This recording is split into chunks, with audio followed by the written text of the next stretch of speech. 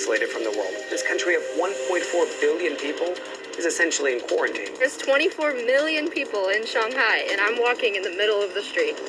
That can't be good.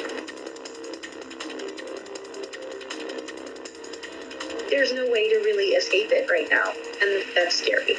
The statistics are a vast underestimation of how bad the situation is. I think for us, this will be over soon, but people of Wuhan.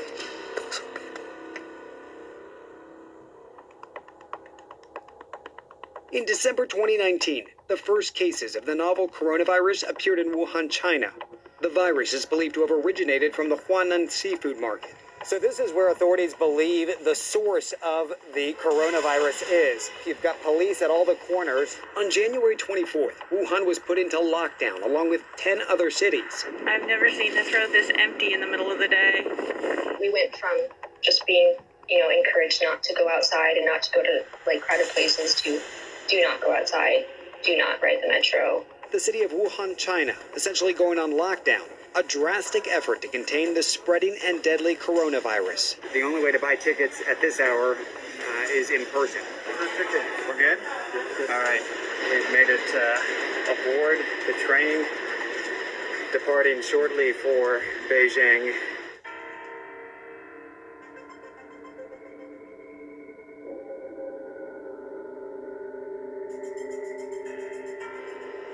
In response, more than a dozen countries have scrambled to evacuate their citizens from Wuhan. The U.S. State Department arranged a charter flight for American diplomats and a select number of civilians. Priscilla Dickey and her 8-year-old daughter Hermione were among the Americans hoping to get on that flight. I get the call at 4, and now I'm trying to scramble my way to get into a car at 2 in the morning to get to the airport. Tomorrow, I'm already all packed. My bag is over there. Hello. We are going to the airport. Where are you going? America. We're at the airport. Yeah. Trying to get to the 4th floor. Trying to get to the 4th floor. Yeah. Trying to get a ticket to the plane. The flight, filled with nearly 200 Americans, landed in California on January 29th. But Priscilla and Hermione were not able to board. You were all ready to go, and what happened? I didn't have my passport, so I couldn't get on the plane. The consulate is gone. The consulate was on the plane. It just Scary. makes you feel alone. There's no way to really escape it right now. That's scary. Meanwhile, doctors have been working tirelessly in China to try to treat the thousands of coronavirus patients. They don't have any capacity to receive new patients. They're getting treatments to relieve the symptoms, but not a real treatment. Dora Zhang video chatted with us from Germany. She says it took 4 days for her 72-year-old uncle in Wuhan to get his test results. They came back positive. He's not allowed to be treated at the hospitals. Basically, he's trapped there. Our photojournalist Natalie managed to speak with medical personnel from all over China. Doctors and nurses on the ground are really struggling to get the equipment that they need, just basic safety kit. They have to wear nappies because they can't take their hazmat suits off as soon as they do. The suits are contaminated and they don't have enough that they'll have another one to wear. These images posted on the People's Daily Weibo account shows medical personnel in a Wuhan hospital making masks and hazmat suits out of trash bags. The statistics that we're all reporting on about the number of cases, they are a vast underestimation of how bad the situation is. Photos circulated on Chinese social media showing exhausted doctors sleeping in hospitals. These are the images Chinese state media, CCTV, broadcast across the country. Rapid construction of not one, but 2 hospitals with capacity for 2,600 patients. State media said the first hospital finished construction on February 1st and is already taking coronavirus patients. Rotating articles on state-run news agency Xinhua website reassure readers of the efforts to keep supplies flowing. Before the official state news outlets began to report the dangers of the virus, people in China turned to social media for the truth. This lawyer turned citizen journalist in Wuhan has been posting the problems he's encountered, saying it's lack of face masks, hazmat suits, gears, and the most important thing is lack of testing kits. You can't get confirmation if there's no testing kit, and the only thing you can do is to be a suspect case and wait at home. Dr. Li Wenliang first warned friends on WeChat about a SARS-like disease going around. But instead of being praised, Li got a call from Wuhan City Police. Chinese state media first reported that Li was one of several whistleblowers silenced by police. Dr. Li Wenliang went from treating patients to becoming one. The 34-year-old ophthalmologist diagnosed with the Wuhan coronavirus. Back in Beijing after our departure from the city of Wuhan. My bedroom here. This is the studio that we've created here. It's our quarantine studios, essentially. Got a nice backdrop of the Forbidden City. That's how we get our breakfast. Now. So I signed for it, and he bolts. He's already gone. China is becoming increasingly isolated from the world. At least 62 countries are implementing a wide range of immigration restrictions against both Chinese nationals and people traveling from mainland China.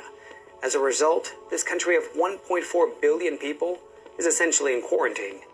At least 2 cruise ships, one off the coast of Hong Kong, the other off the coast of Japan, have been quarantined as well, isolating more than 7,000 passengers and crew. My wife is from Wuhan originally. They were back for a long family visit, and we're going to stay through the Lunar New Year. Then she called me. Wuhan is closed. No flights, no trains. My first instinct was get supplies, get water. You guys are going to be trapped.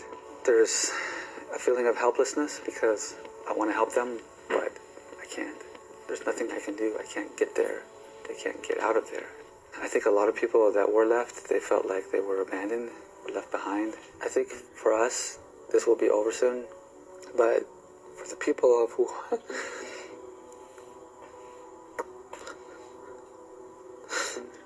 those are people. But they don't get flights out. After a more than 24-hour delay, it seemed the U.S. and China were able to coordinate 2 more evacuation flights in which U.S. citizens left the city of Wuhan and returned to the United States. I'm in Wuhan, China, and I'm being evacuated. Oh my gosh.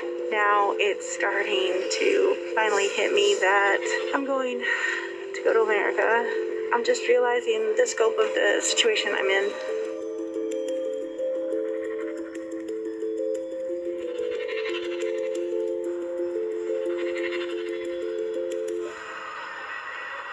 My way to walk to the hospital right now. I don't know if you can hear me good through the mask. That's about a 4-kilometer walk. There are no cars, no transport, no buses, no nothing. The only person I see out here is maintenance, taking the trash. So, wish me luck. I'm gonna try to see what's going out here in the world. Yeah, as you can see, our guards are wearing masks. This isn't unusual. It's Spring Festival. There are not and will not be many people out. That's normal. We're a living area versus a family area. Another taxi just went by me. Huh! I'm seeing some more taxis out. This must be the emergency transport. Again, we have no information. Nobody tells us anything. And quite frankly, half the local people don't know anything going on either. This is so typical here. Oh, I got a taxi. I got a taxi. Oh, praise the Lord. I'm in the taxi now, going over to the hospital. Yes. Here's my driver. Shishini. Because we're at the hospital, you can see it's not very busy at all. It's not very busy at all. But they are in their suits. I don't want to take too much video.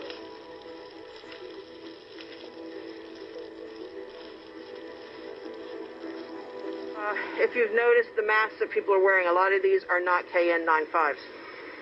They are typical surgical masks, doubled up, etc. That is not really very useful. Just got price gouged. He wants $25 to go over to Walmart. So I talked to the hospital director and I let them know I'll go over there tomorrow. They were very kind. They were very grateful for assistance and help and bringing them a couple little doodads. The people in that hospital do not speak much English, so it's harder. I told her I don't care. You can have me stock shelves. It doesn't matter. Every little bit counts.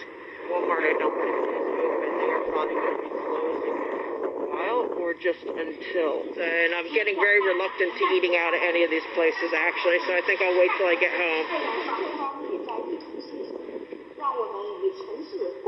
Hello from Wuhan, China. Happy New Year. Happy New Year. Happy New Year.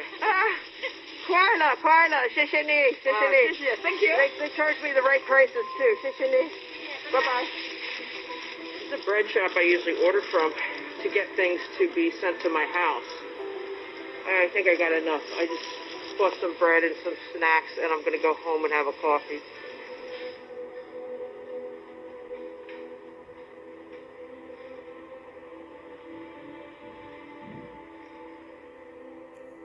People who look like this. Every disease has everything from China.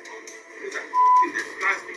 差不多掉了起码7到8成这样子。那我们餐馆没有人得这个病，完了我们这里加拿大没有人得这个病啊。That's just xenophobia. Stand together as a community. If we divide it, the virus wins. This coronavirus has killed over 1,000 people now. Initially starting from Wuhan, China, and it has spread across the world. With this virus, there's now a worrying trend, and that is the increasing discrimination against Chinese people, and sometimes simply against people who look Chinese. Every disease has everything from China. It's a disgusting. That's the Chinese. They can't even wipe their own. I'm breathing this and I'm breathing everything that they bring to our place.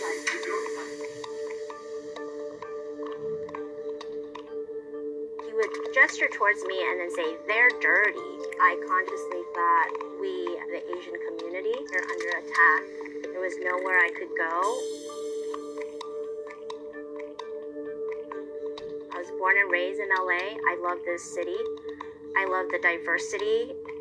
And this really came as a surprise and as a shock to me. It's not about whether I'm Chinese or not. It's the fact that he made a choice to damn me and to damn Chinese people because of his fears.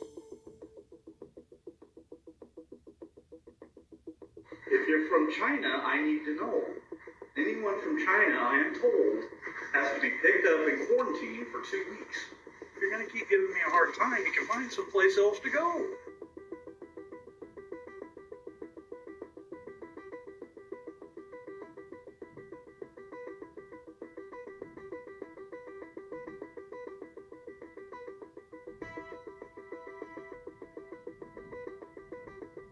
In the United States, for Asian Americans, who've been constructed as foreign and aliens and immigrants, in the last few months, attitudes towards Chinese and Chinese Americans have changed. With the news of the coronavirus, we've seen an uptick in fear of people who look like this.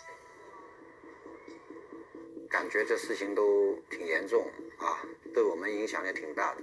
一整天现在画下来都是20-30桌，在平常时候啊，一天大概有100桌左右了。在这个唐人街，那个纽约唐人街、加拿大这个地方，正好19年，这个生意啪，差不多掉了，起码7到8成这样子。这个订台客人是有的在几个月之前就订了，就是说要吃年夜饭，突然之间22号订台都取消了。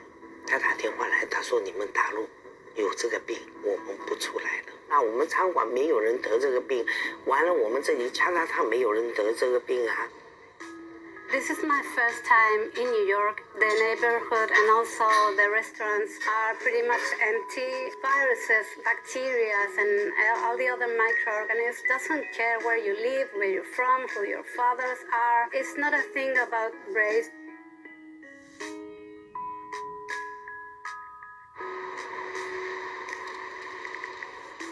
People should not be worried to come to a restaurant, to come to a neighborhood, to meet other people. That's not the way that you're going to catch this virus.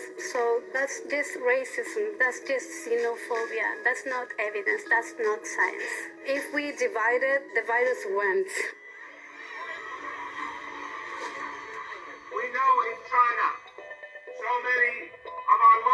us are facing the challenge of coronavirus. When we stand together as a community, we celebrate our extraordinary Chinese community in this city. The largest Chinese community of any city outside of Asia, and we are proud of that. 哎呀，昨天也是一晚上没有睡。我们这里的工人做了久了，他们呢也良心很好，因为我不能跟他们讲，我可以现在我可以生意不好，你们全都回家休息，因为我想，因为他家里也要养家糊口，对不对啊？结果呢，其他餐馆他说不是你们都没有了，我们更没有，很多餐馆都是这样，就是很愁。就是怎么办 My parents, my old friends, my neighbors, all of them, they're back home in Wuhan. They have been under this lockdown for over 3 weeks now. Nobody in, nobody out. They're dealing with fear every day. And as if that's not enough for them to deal with already, they inevitably would come across these reports about discrimination, about the fact that people out there hate them. We're all afraid of this virus. So what are we going to do about it? Hating and fighting is definitely not going to be the solution. I started reading stories around the world. There are signs where it says like no Chinese are welcome, and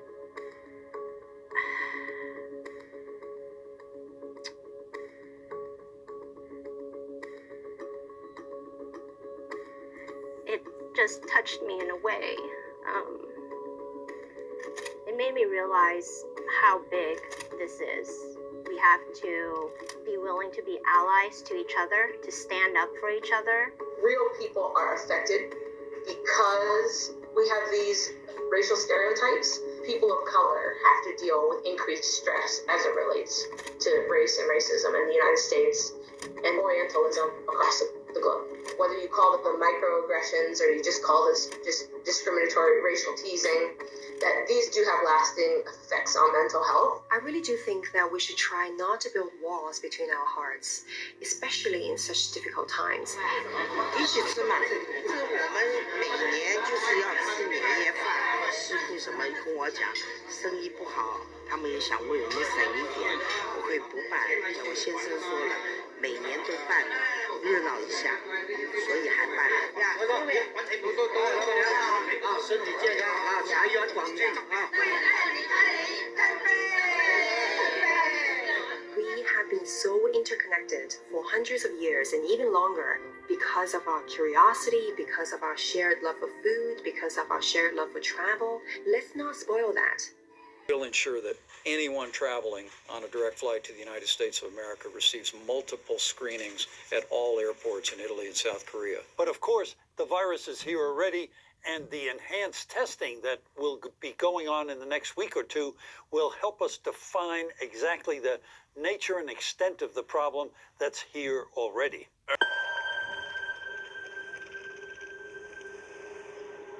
Shocking news breaks that the man who had first warned of the outbreak has died of coronavirus.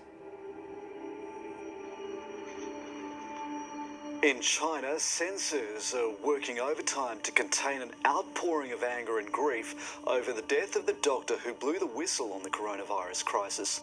Li Wenliang died from the virus in a Wuhan hospital 5 weeks after being punished by authorities for warning others of a dangerous new virus.